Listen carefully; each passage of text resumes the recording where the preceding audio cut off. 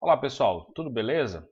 Dando seguimento aqui na nossa série de provas comentadas, hoje iremos comentar sobre uma prova do TRT da 17ª Região do Espírito Santo, então sobre o cargo de Oficial de Justiça Avaliador Federal. Então se vocês curtem esse tipo de conteúdo, deixem o like, curtem o vídeo, se inscrevam no canal, também deixem sugestões, comentários aqui embaixo para a gente poder melhorar cada vez mais o nosso canal e trazer mais e mais conteúdo para vocês, tá pessoal? Então, sem mais delongas, vamos para as questões. Bom, questão número 1, banca FCC 2022 TRT 17ª Região Espírito Santo, Oficial de Justiça, Avaliador Federal. Bom, de acordo com a Constituição Federal, com relação à competência concorrente da União, dos Estados e do Distrito Federal, vamos analisar aqui as alternativas. Bom, já começando sobre a competência concorrente, a gente sabe que a competência concorrente ela está no artigo 24 da nossa Constituição. Que lá vamos ter, compete à União, aos Estados e ao Distrito Federal legislar concorrentemente sobre, aí temos lá nos nossos incisos várias situações. Bom, vamos analisar aqui as alternativas e ver se elas se encaixam dentro do artigo 24 da nossa Constituição. Bom, alternativa A. Não existindo lei federal sobre normas gerais, os estados não poderão exercer competência legislativa plena, mesmo que seja para atender às suas peculiaridades. Bom, lá no artigo 24,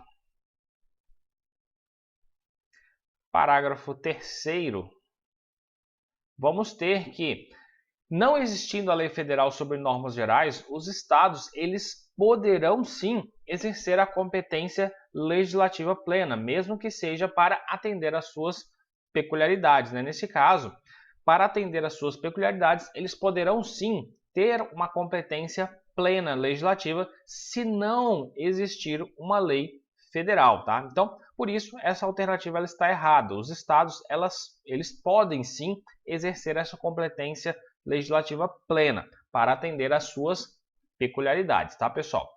Então, seguindo, letra B. A competência da União para legislar sobre normas gerais não exclui a competência suplementar dos estados. Bom, isso vai estar na letra do artigo 24, parágrafo 2º da nossa Constituição. Então, é igual, para falar a verdade, o que está escrito lá no parágrafo 2º. A competência da União para legislar sobre normas gerais não exclui a competência suplementar dos estados. Então, basicamente, os estados eles podem sim suplementar, adicionar alguma competência em relação às normas gerais que a União já estabeleceu, tá, pessoal? Então, aqui a gente já tem o gabarito da nossa questão, letra B, tá? Seguindo, vamos analisar as outras alternativas. Os estados poderão legislar sobre águas e energia de forma plena, independentemente de qualquer autorização, caso a União não o faça por se tratar de competência concorrente. Bom, na nossa alternativa C, vamos ter aqui o artigo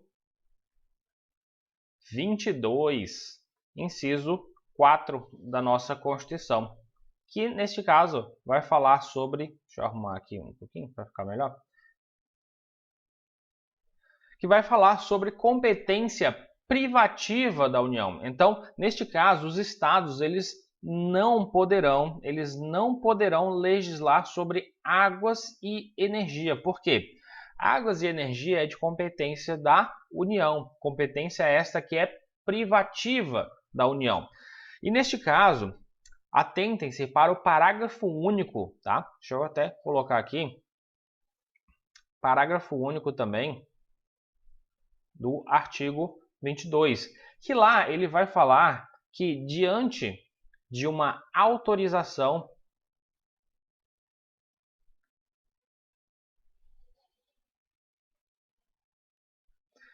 por lei complementar, a União ela pode sim fazer com que determinadas competências privativas delas, elas deixem que o Estado legisle, tá? Então, neste caso, percebam que aqui os estados eles poderão legislar sobre águas e energias de forma plena. Então, neste caso também já está errado, independentemente de qualquer autorização. Neste caso, existe essa situação que o parágrafo único do artigo 22 traz, que através de uma autorização da União, por meio de uma lei complementar, pode ser que, neste caso, passe para que o Estado ele tenha essa competência para legislar sobre determinadas matérias elencadas lá no artigo 22.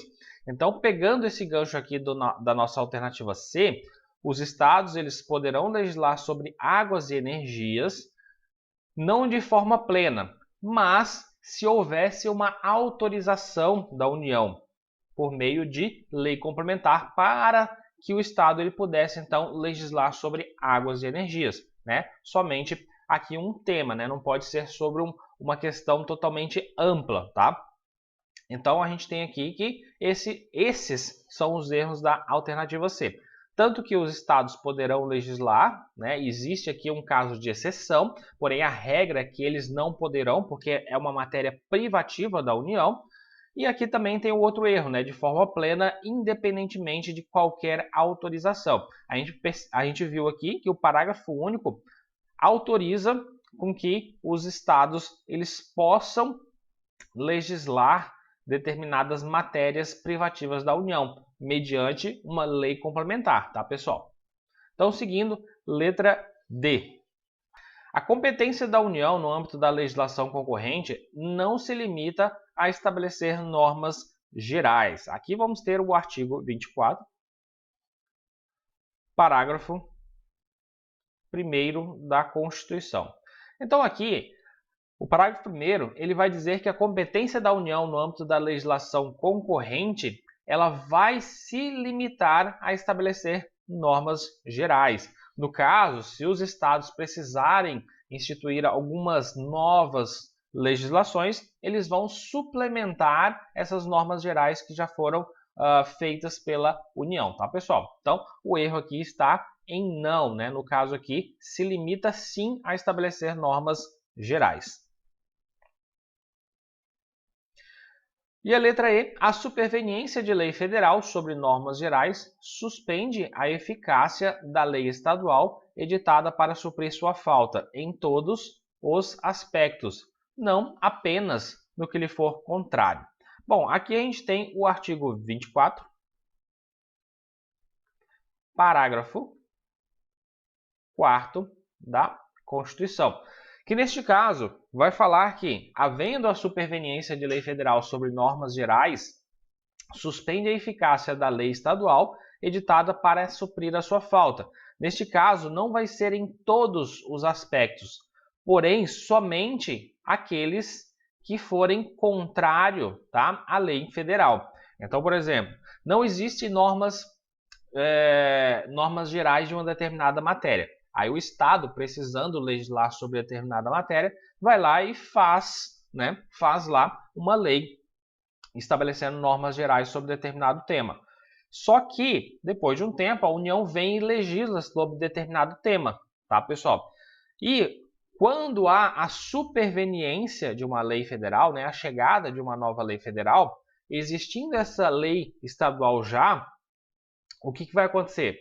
O que for contrário entre as duas, né, o que for da lei estadual e a lei federal, o que for contrário entre as duas, vai haver uma suspensão nestes pontos somente, e não em toda a lei, né? Tipo, não vai ser como se a lei federal ela revogasse a estadual. Não, ela somente vai suspender a eficácia de determinados pontos que forem contrário à lei federal, tá? Então, aqui está o erro, né? Não vai ser em todos, não vai ser como uma revogação. Só vai suspender pontos que forem contrário à lei federal, beleza? Revisando, o gabarito da nossa questão número 1 é a letra B, tá? Bom, questão número 2. Considere alternativa 1. A determinado empregador foi imposta penalidade administrativa por órgão de fiscalização das relações de trabalho. Inconformado, o empregador resolve questionar judicialmente a aplicação da referida penalidade. A penalidade, no caso, penalidade administrativa. Situação número 2. Maxwell decide processar a empresa onde trabalha para requerer indenização por dano moral decorrente da relação de trabalho. E 3. Florinda decide processar a empresa onde trabalha para requerer indenização por dano patrimonial decorrente da relação de trabalho. Então, de acordo com a Constituição Federal, com base apenas nas informações fornecidas, a Justiça do Trabalho é competente para processar e julgar as ações citadas em... Bom, a competência da Justiça do Trabalho para julgar determinadas ações vai estar lá no artigo 114 da nossa Constituição. Então, a partir desse artigo 114 da Constituição, que trata sobre a competência de processar e julgar determinadas ações na Justiça do Trabalho, vamos analisar os casos que a questão citou e ver se realmente compete ou não à Justiça do Trabalho. Bom, a determinado empregador foi imposta penalidade administrativa. Penalidade administrativa por órgão de fiscalização das relações de trabalho. Relações de trabalho, né? Frisem bem, essas palavras. Inconformado, o empregador resolve questionar judicialmente a aplicação da referida penalidade. Bom, essa situação vai estar destacada lá no artigo 114, no inciso 7, tá? Da nossa Constituição, que vai dizer o seguinte: as ações relativas às penalidades administrativas impostas aos empregadores pelos órgãos de fiscalização das relações de trabalho. Então, aqui sim, a gente já tem aqui a alternativa 1, ela vai sim ser julgada, processada e julgada pela Justiça do Trabalho, tá, pessoal? Seguindo para 2, vamos ter que Maxwell decide processar a empresa onde trabalha para requerer indenização por dano moral decorrente de relação de trabalho. Então, será que uma indenização por dano moral decorrente de uma relação de trabalho, quem julga é a Justiça do Trabalho?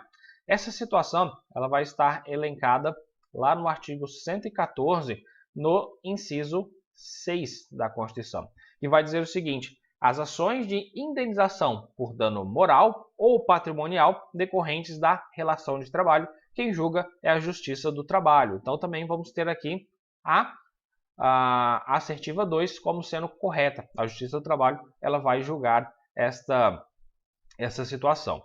E a 3, Florinda decide processar a empresa onde trabalha para requerer indenização por dano patrimonial decorrente de relação de trabalho. É o mesmo fundamento da anterior, 114, inciso 6 da Constituição, tá? Que é dano patrimonial. Neste caso, ações de indenização por dano moral ou patrimonial decorrente da relação de trabalho. Também vamos ter essa situação 3 como a Justiça do Trabalho ela vai processar e julgar. Então, tendo isso em mente, vamos para as alternativas. Então, a Justiça do Trabalho é competente para processar e julgar as ações citadas 1, 2 e 3. Então, a letra D. O nosso gabarito aqui é a letra D, tá, pessoal? Todas essas situações que foram elencadas aqui nessa questão vão ser julgadas pela Justiça do Trabalho, tá? Seguindo, questão número 3. Willy é brasileiro naturalizado e almeja exercer o cargo de ministro de Estado da Defesa. Já Chloe é brasileira nata e pretende ter reconhecida uma outra nacionalidade originária prevista pela lei estrangeira a que tem direito. Então, de acordo com a Constituição Federal, com base apenas nas informações fornecidas, Willy. Bom, primeiramente a gente tem que lembrar aqui sobre o Willy.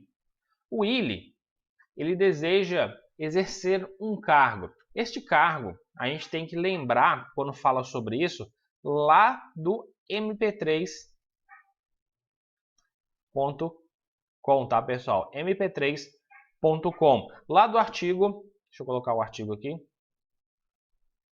Artigo 12, parágrafo 3º, tá? Da nossa Constituição. Artigo 12 parágrafo 3º da nossa Constituição, mp3.com. Então aqui a gente tem alguns cargos que eles são privativos de brasileiros natos, nos quais os brasileiros naturalizados não poderão ter acesso. Então, neste caso, a gente tem aqui o M, vem de ministros do STF, tá? Ministros do STF. Já o P3, vamos ter 3 presidentes. Vamos ter o presidente da República, juntamente com o seu vice-presidente da República. Vamos ter o presidente da Câmara dos Deputados e também o presidente do Senado Federal, tá, pessoal? Depois a gente tem o C, que é referente a carreiras diplomáticas, tá? Carreiras diplomáticas. O O vai fazer com relação a oficiais das Forças Armadas, tá? Oficiais das Forças Armadas. E o M vai fazer relação ao ministro de Estado da Defesa, tá? Ministro do Estado de Defesa. Então percebemos aqui que o Willy, por ser brasileiro naturalizado, ele não vai poder exercer o cargo de ministro de Estado da Defesa, tá? Então já tiramos aqui, né, essa vontade, né, do Willy aqui, porque ele é naturalizado e somente pode exercer o cargo de ministro de Estado da Defesa quem é brasileiro nato, tá? Então a Chloe, né, vamos analisar a situação da Chloe antes da gente responder as nossas alternativas. A Chloe, ela é brasileira nata e pretende ter reconhecida uma outra nacionalidade originária prevista pela lei estrangeira. Bom, essa questão da Chloe, ela vai estar lá no artigo, deixa eu colocar aqui no canto, 12, parágrafo 4º, inciso 2, a linha B. Não, quer dizer, a linha A na nossa Constituição. Então vamos ter lá, são brasileiros. Parágrafo 4º, será declarada a perda da nacionalidade do brasileiro que adquirir outra nacionalidade, salvo nos casos.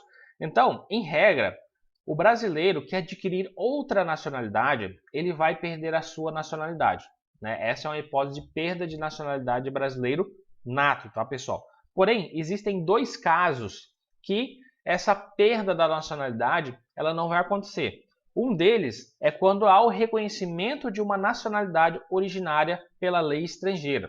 Por exemplo, a gente tem, vamos colocar aqui que Chloe, ela é filha de italianos, porém ela nasceu em solo brasileiro. Nascer em solo brasileiro, se os pais estrangeiros não estiverem a serviço do seu país, é uma hipótese de que ela vai ser caracterizada como brasileira nata.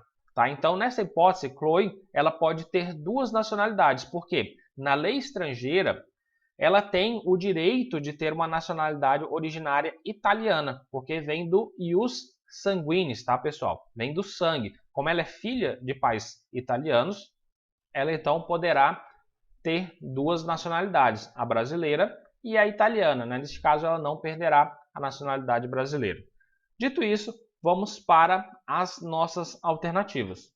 Então a nossa questão fala o seguinte: de acordo com a Constituição Federal, com base apenas nas informações fornecidas, Willy, a gente já descobriu, ele não pode exercer o cargo de ministro de Estado, tá? Então, vamos ver aqui, não poderá exercer, né, se tornar ministro de Estado da Defesa, tá ok. A Chloe não perderá a nacionalidade brasileira caso tenha reconhecido a outra nacionalidade desejada, né? Perfeito. Já achamos aqui a nossa alternativa correta, né? O gabarito da nossa questão.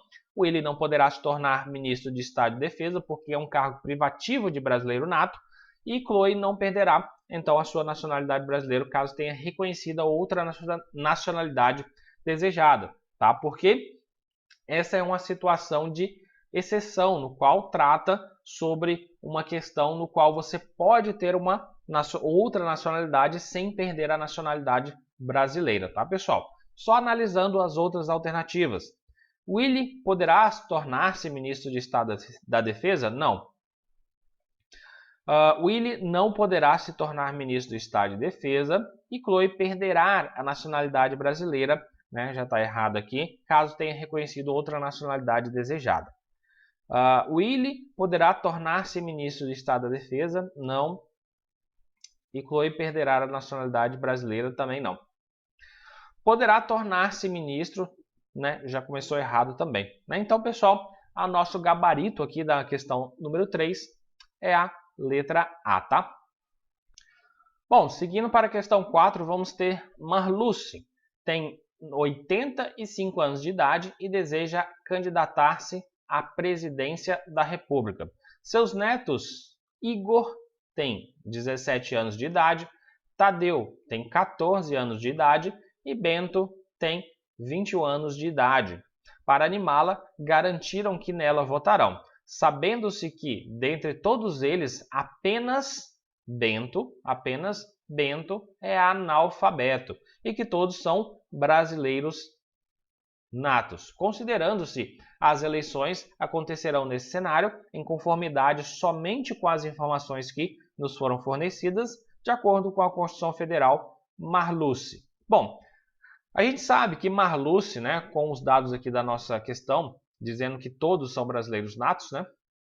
Marluce é brasileira nata, então, 85 anos de idade, quer se candidatar à presidência. Bom, um dos critérios para se possa candidatar à presidência é ter, no mínimo, 35 anos de idade, né? Então, é necessário que tenha, no mínimo, 35 anos, tá, pessoal? 35 anos. E, neste caso, a gente tem que, também é necessário que seja brasileiro nato, tá?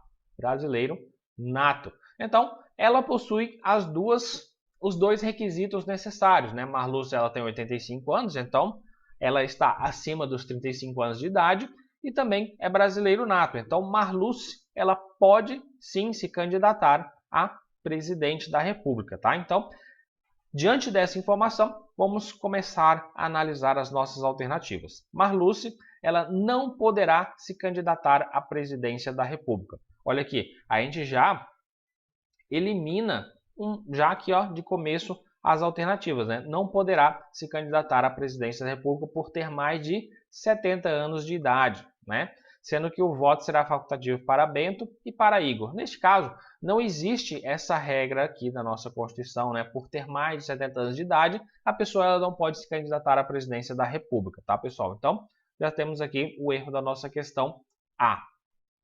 B. Poderá candidatar-se à presidência da República. Beleza. Sendo o voto será facultativo para Bento e Igor, não podendo Tadeu se alistar como eleitor em razão da sua idade. Bom, vamos analisar agora os netos da Marluce, tá, pessoal? Então, vamos analisar aqui que Igor, ele tem 17 anos. Igor, ele tem 17 anos, então o voto dele será facultativo, diante do artigo 14, parágrafo 1º, inciso 2, a linha C, que vai dizer que o alistamento eleitoral e o voto eles são facultativos para maiores de 17 anos e menores de 18. Eu vou tentar colocar aqui, então, Igor é facultativo. Tá? Porque ele tem 17 anos. Então, para as pessoas que são maiores de 16 e menores de 18, este voto e o alistamento eleitoral serão facultativos.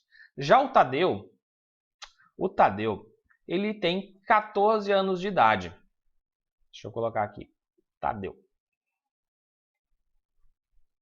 O Tadeu, porque pelo fato dele ter 14 anos de idade, né, inclusive o mesmo dispositivo que a gente leu para o Igor, né, que o alistamento eleitoral e o voto são facultativos para os maiores de 16 anos e menores de 18, neste mesmo argumento a gente pode traçar aqui a regra para o Tadeu. Ele é menor, ele tem menos, né, de 16 anos. Logo, ele não pode fazer um alistamento eleitoral, tá? Ele não pode fazer o alistamento eleitoral. Ele é inalistável, né, neste caso.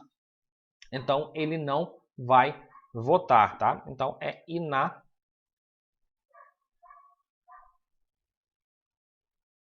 inalistável.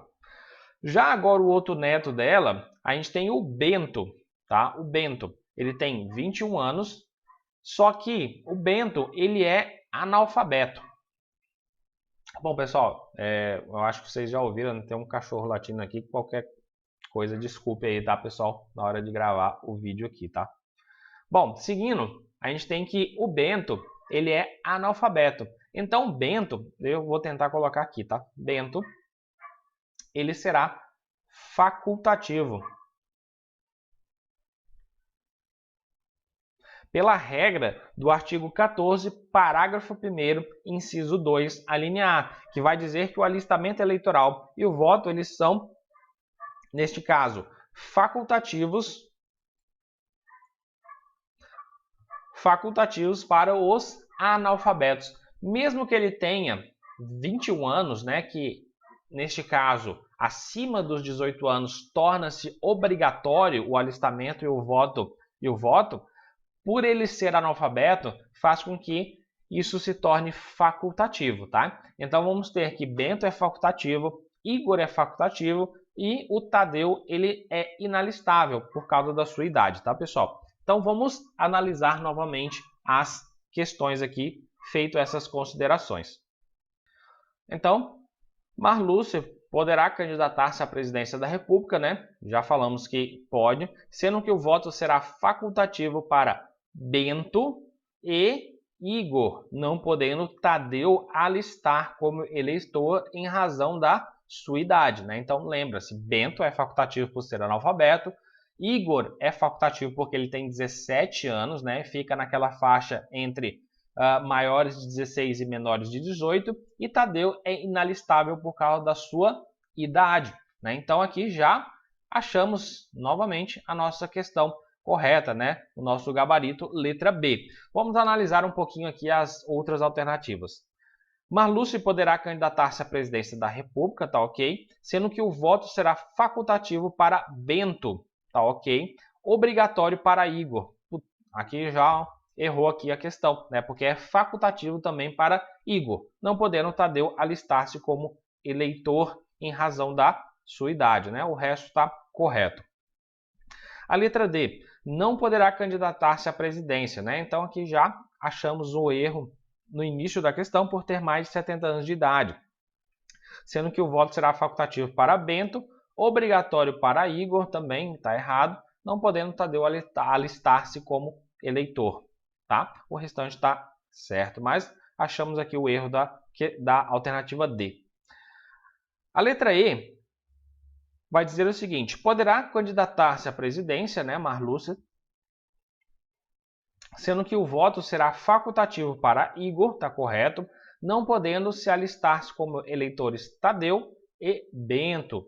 Neste caso está errado, né? Porque o Bento ele pode sim alistar como eleitor, tá? Ele pode alistar como eleitor. Ele pode votar, né? Até fazer um asterisco aqui. Ele pode votar por ele ser analfabeto, porém ele não pode ser votado, tá? O analfabeto ele não pode ser votado, mas ele pode votar. Ele não pode concorrer a nenhum cargo político por ser analfabeto, mas ele pode votar, tá, pessoal? Então, revisando, gabarito da nossa questão 4, letra B, tá? Bom, seguindo, vamos ter a questão número 5. De acordo com a Constituição Federal, o projeto de lei de iniciativa popular que disponha sobre aposentadoria de servidor público da União, né? Então, uma lei de iniciativa popular, ela pode dispor sobre a aposentadoria de servidor público da União? Neste caso, está incorreto, tá? Porque lá no artigo 61, parágrafo 1º da nossa Constituição, inciso 2, a linha C, deixa eu diminuir isso aqui.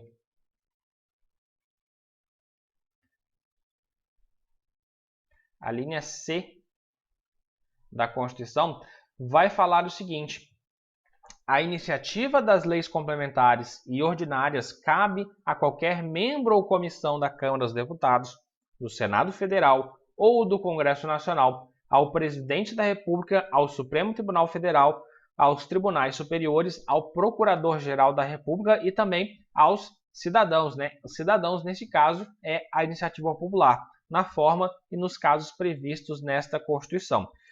Aí vem, parágrafo 1º, são de iniciativa privativa do Presidente da República as leis que, inciso 2, vão dispor sobre, a linha C, servidores públicos da União e território, seu regime jurídico, provimento de cargos, estabilidade e também aposentadoria, tá? Aposentadoria.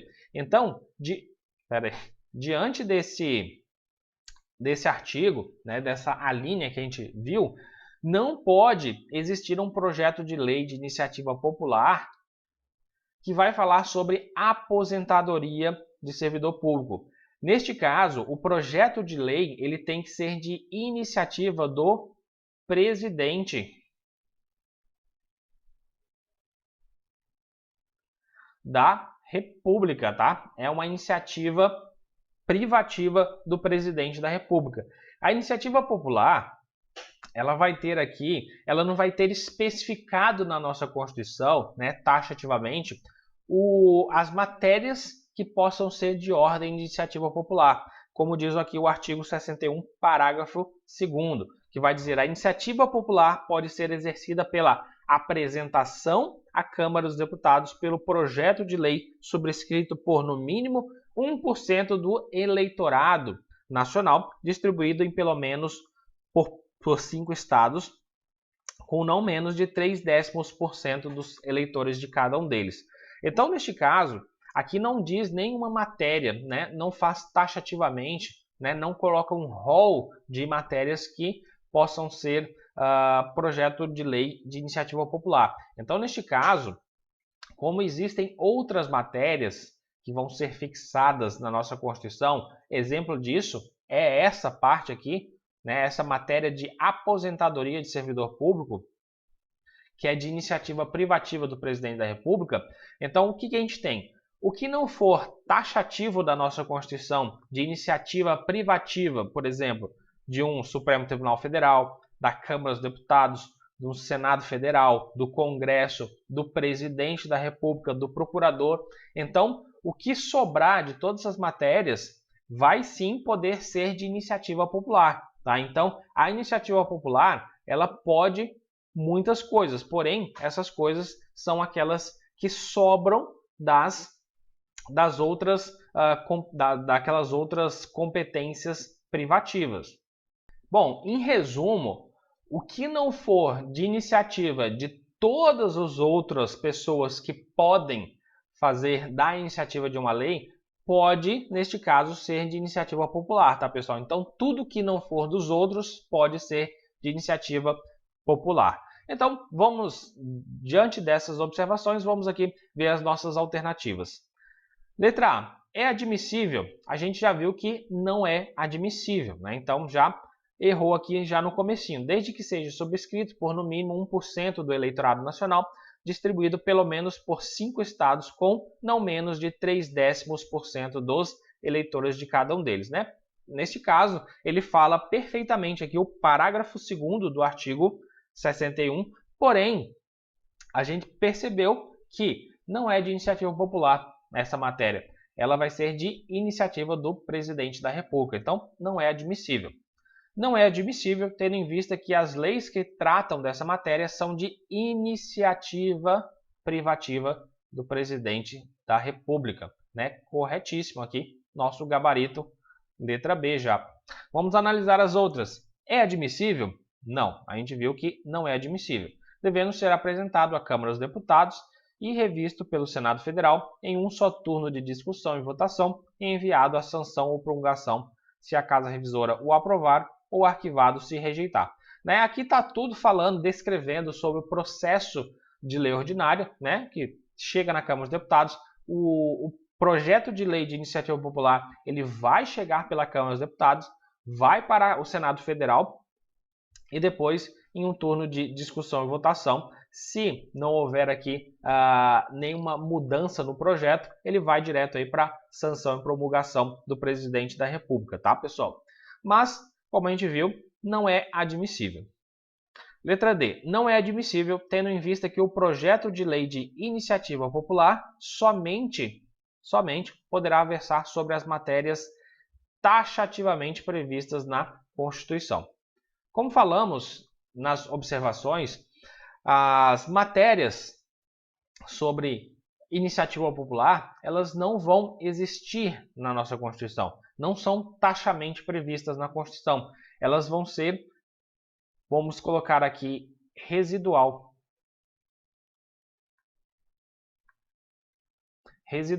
O que não for de iniciativa, por exemplo, da Câmara dos Deputados, do Senado Federal, do Presidente da República, do Congresso Nacional, procurador dos Tribunais Superiores, do Supremo Tribunal Federal, o que não for de iniciativa deles será então de iniciativa popular, beleza? Então, não são matérias taxativamente previstas na Constituição.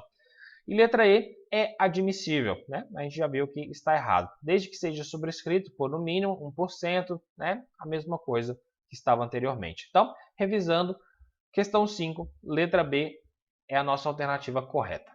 Bom, pessoal, questão número 6. De acordo com a Constituição Federal, o Tribunal Superior do Trabalho.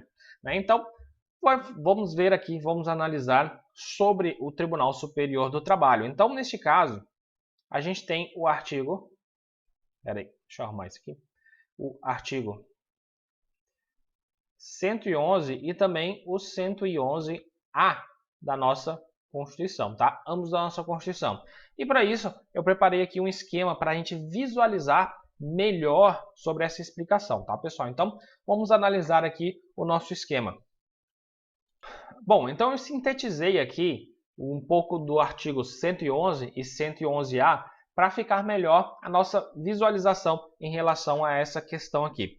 Primeiramente, a gente tem que são órgãos da Justiça do Trabalho, o TST, os TRTs e também os juízes do trabalho. Então, lembrem-se muito bem que são órgãos da Justiça do Trabalho, o Tribunal Superior do Trabalho, os tribunais regionais do trabalho e também os juízes do trabalho.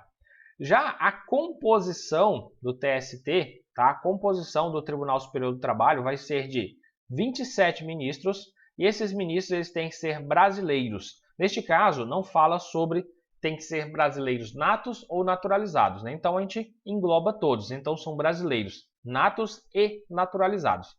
Esses ministros eles vão ter que ter mais de 35 anos e menos de 70 anos, com notável saber jurídico e também uma reputação ilibada. Vão ser nomeados pelo presidente da República e, neste caso, a nomeação, né, após a nomeação destes ministros, eles vão passar numa sabatina aqui pelo Senado Federal, pelo Senado Federal, e eles vão ver se aprovam estes nomes, estas nomeações feitas pelo presidente da República. E essa aprovação ela será feita por maioria absoluta do Senado Federal.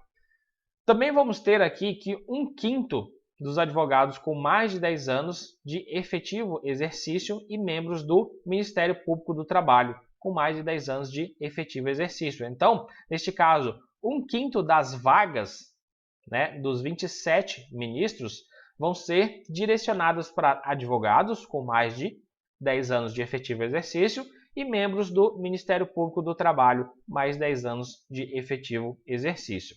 Neste caso aqui, provavelmente funcionará igual os outros tribunais, né? Se uma vez é indicado um advogado, da outra vez que folgar, né, sobrar mais uma vaga, será indicado um membro do Ministério Público. Faz essa alternância para não ficar sempre, né, somente advogado ou então somente membros do Ministério Público. Há essa alternância.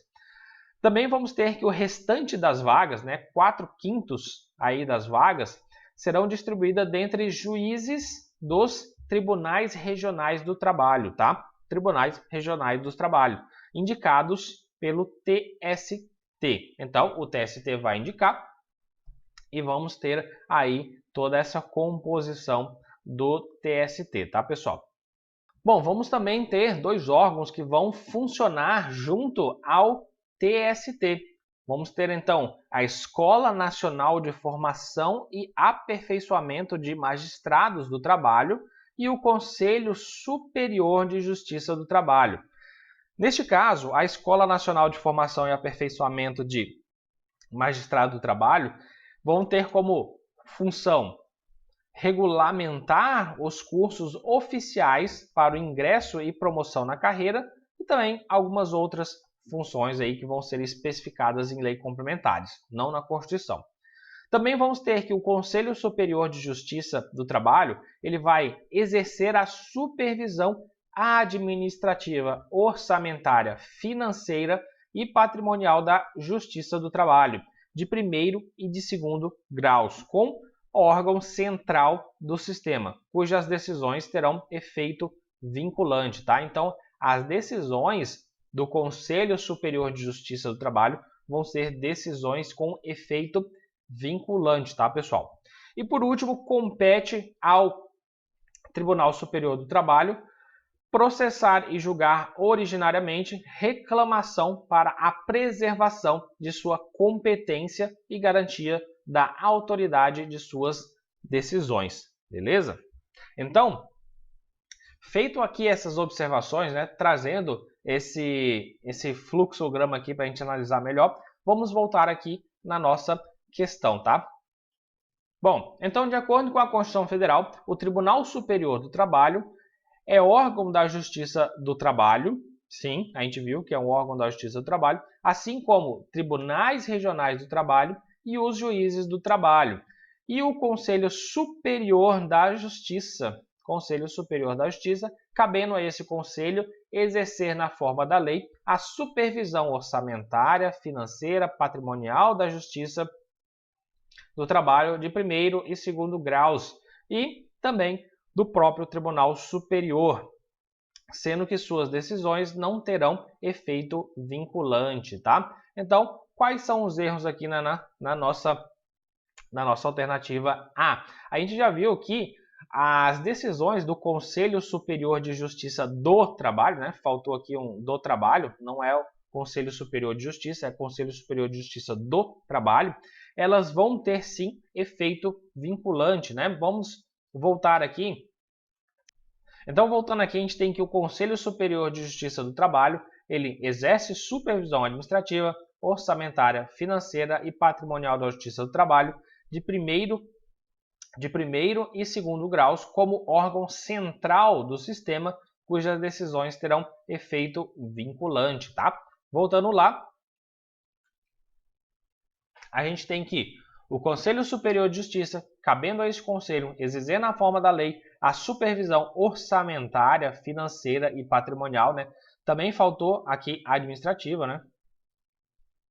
Administrativa da Justiça do Trabalho de primeiro e segundo grau e também do próprio Tribunal Superior, né? Isso aqui não fala ali no nosso artigo, né? E também do próprio Tribunal Superior, sendo que suas decisões não terão efeito vinculante, né? Nesse caso, vai ter sim efeito vinculante, né? Então, essa alternativa A já está incorreta, né? Vamos partir então para a alternativa B.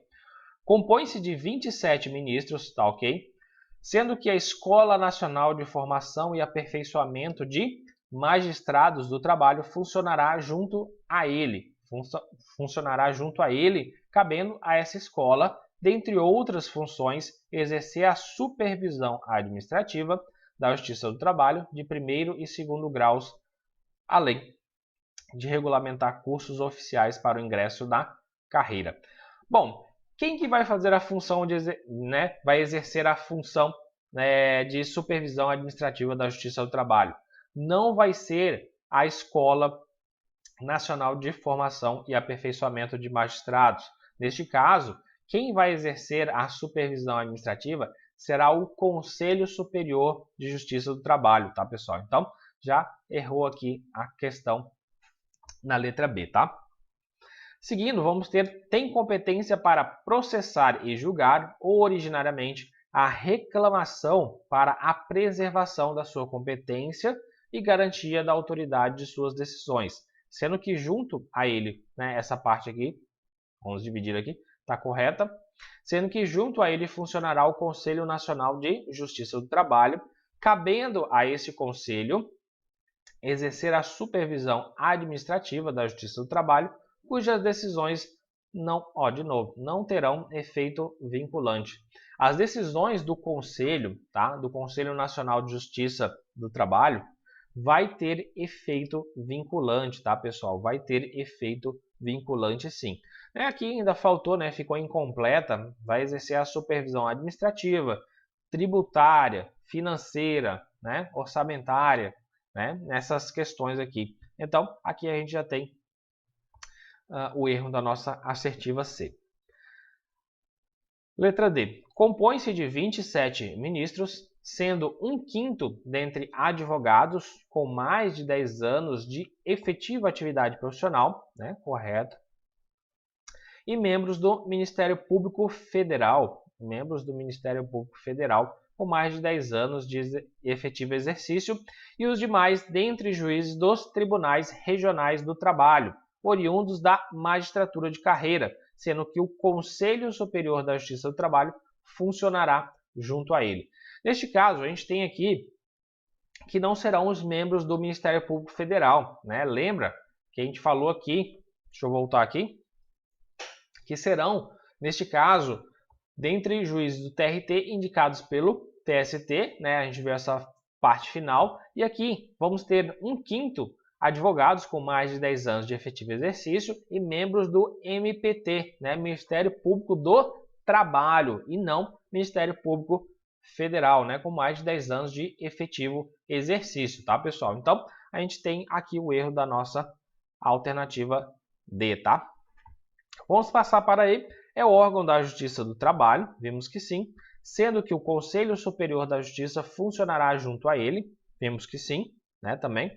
E esse conselho exerce na forma da lei a supervisão administrativa, orçamentária, financeira e patrimonial da Justiça do Trabalho de primeiro e segundo graus como órgão central do sistema, cujas as decisões terão efeito vinculante, né? Perfeito, aqui foi o que a gente viu ali no nosso esquema, tá, pessoal? Então já temos o gabarito da questão 6 e é a letra E, tá, pessoal? Letra E. Bom, a gente finaliza aqui, né, mais uma correção de uma prova, tá? Então, se gostaram do conteúdo, pessoal, deixem o like, curtam aí, se inscrevam no canal. Isso ajuda muito o nosso canal e também a gente a trazer cada vez mais conteúdos para vocês. Muito obrigado e até o próximo vídeo, pessoal. Tchau!